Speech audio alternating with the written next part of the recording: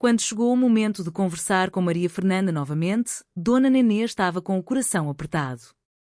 Ela sabia que a assistente social precisava pensar no futuro de Linhãozinho de maneira profissional e responsável.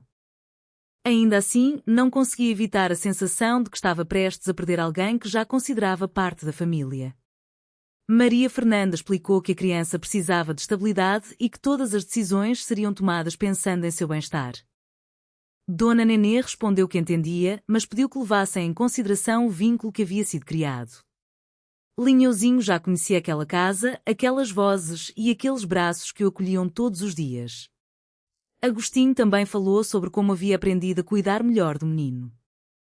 Ele admitiu que no começo não sabia nem trocar uma fralda direito, mas que agora já conhecia os horários, os brinquedos preferidos e até a papinha que ele gostava. Todos riram, inclusive a Maria Fernanda. A conversa mostrou que aquela família havia mudado. Não era mais apenas um grupo de pessoas envolvidas em confusões. Eles haviam aprendido a trabalhar juntos, dividir responsabilidades e colocar as necessidades de uma criança acima dos próprios problemas. Depois de avaliar toda a situação, Maria Fernanda trouxe uma notícia que ninguém esperava. Linhãozinho poderia permanecer com a família durante o processo de avaliação, desde que todas as exigências fossem cumpridas.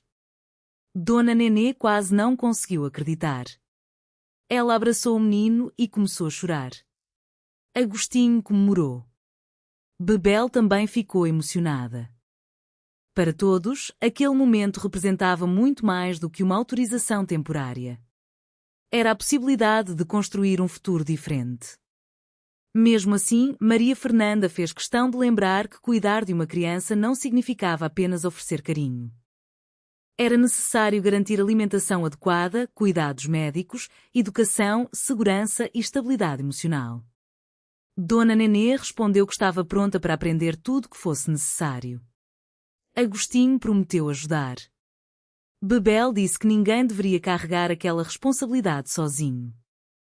A partir daquele momento, a família começou a organizar a casa pensando em Linhãozinho. Prepararam o quarto, separaram roupas, organizaram brinquedos e criaram uma rotina. O ursinho ganhou um lugar especial perto da cama. Dona Nenê dizia que aquele brinquedo era praticamente um membro da família. Agostinho brincava que o ursinho estava recebendo mais atenção do que ele. Todos riam. O ambiente ficou mais leve. O passado ainda existia, mas já não controlava o presente. Caveira teria de responder por suas escolhas dentro da lei. Lourdinha teria de enfrentar as consequências de suas próprias decisões. Mendonça, por sua vez, começava a compreender que ser pai não dependia apenas de uma relação biológica. Ele poderia continuar presente de maneira saudável, respeitando os limites e as decisões tomadas em favor da criança. Maria Isabel e Agostinho também começaram a reconstruir seu relacionamento com mais maturidade. Eles perceberam que o amor precisava vir acompanhado de respeito, paciência e responsabilidade. Enquanto todos mudavam, Linhãozinho crescia. Ele começou a sorrir mais, brincar mais e demonstrar suas preferências. Gostava do ursinho, gostava da papinha de banana e parecia gostar especialmente das caretas de Agostinho. Cada pequena conquista era comemorada pela família. Quando tentou ficar de pé pela primeira vez, todos fizeram uma festa. Quando começou a imitar alguns sons, Dona Nenê ficou emocionada. Quando finalmente conseguiu dormir uma noite inteira sem acordar várias vezes, Agostinho disse que aquilo merecia uma comemoração nacional. Bebel respondeu que ele estava exagerando.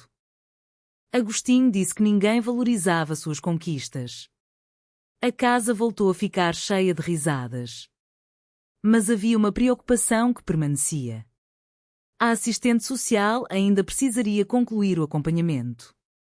Todos sabiam que nada deveria ser considerado definitivo antes da decisão oficial. Dona Nenê tentava controlar a ansiedade. Em uma conversa com Bebel, confessou que tinha medo de se apegar demais. Bebel respondeu que amar alguém nunca era um erro.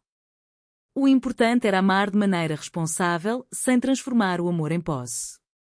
Dona Nenê ficou pensativa e concordou. Talvez essa fosse a maior lição de toda aquela história.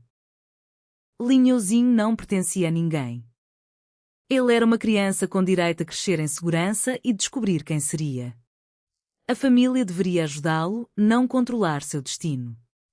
Alguns dias depois, Maria Fernanda voltou com uma nova avaliação. Ela observou a rotina da casa, conversou com todos e percebeu que Linhãozinho estava bem cuidado. Depois de algum tempo, informou que o processo estava avançando de maneira positiva. Dona Nenê perguntou se aquilo significava que poderiam continuar juntos. Maria Fernanda respondeu que ainda haveria procedimentos formais, mas que tudo indicava um caminho favorável. Dona Nenê abraçou Linhãozinho. Agostinho sorriu. Bebel respirou aliviada. Todos perceberam que aquela história estava deixando de ser uma sucessão de problemas e começando a se transformar em uma história de reconstrução. Naquela noite, Dona Nenê colocou Linhãozinho para dormir. O menino segurava o ursinho e fechava os olhos lentamente. Ela passou a mão em seus cabelos e disse baixinho que ele nunca precisaria enfrentar o mundo sozinho. Do outro lado da porta, Agostinho observava. Quando Dona Nenê saiu, ele perguntou se o menino estava dormindo. Ela respondeu que sim. Os dois ficaram alguns segundos em silêncio. Depois Agostinho disse que nunca imaginou que uma criança pudesse ensinar tantas coisas para adultos. Dona Nenê sorriu e respondeu que talvez fosse justamente essa missão das crianças.